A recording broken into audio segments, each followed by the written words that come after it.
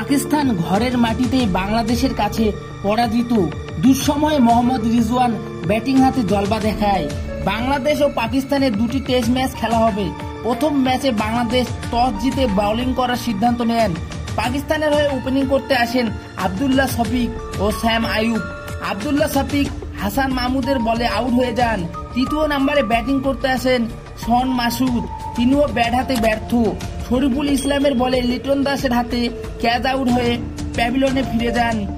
Bat হাতে বাবর আজমও ব্যর্থ হয়ে যায়, ফলে পাকিস্তান চাপের মুখে পড়ে যায়। 16 রানে 3 উইকেট হারিয়ে পাকিস্তান একদম কোণঠাসা হয়ে পড়ে বাংলাদেশের কাছে।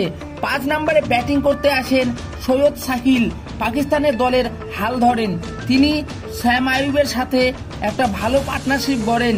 স্যাম আইয়ুব 98 বলে 56 রান করে আউট হয়ে যান।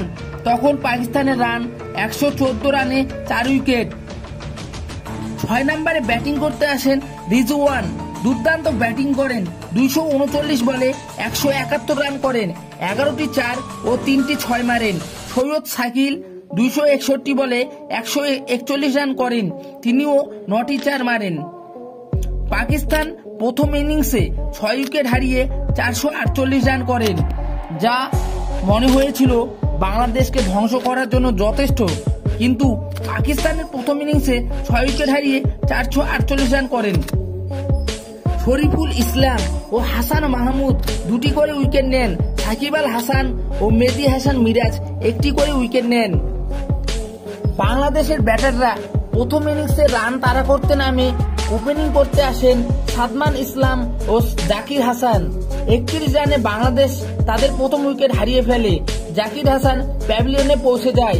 3 নম্বরে ব্যাটিং করতে আসেন নাজমুল হোসেন শান্ত, তিনিও বেশিক্ষণ ক্রিজে টিকে থাকতে পারেননি। নমিনুল হক 76 বলে 50 রান করেন। মোস্তাফিজুর রহমানের জন্য বাংলাদেশ দুর্দান্ত রান চেজ করে ফেলে, এক বিশাল রান করে ফেলে। মোস্তাফিজুর 341 বলে 191 রান করেন। লিটন দাস দুর্দান্ত হাফ সেঞ্চুরি করেন, 78 বলে 56 রান।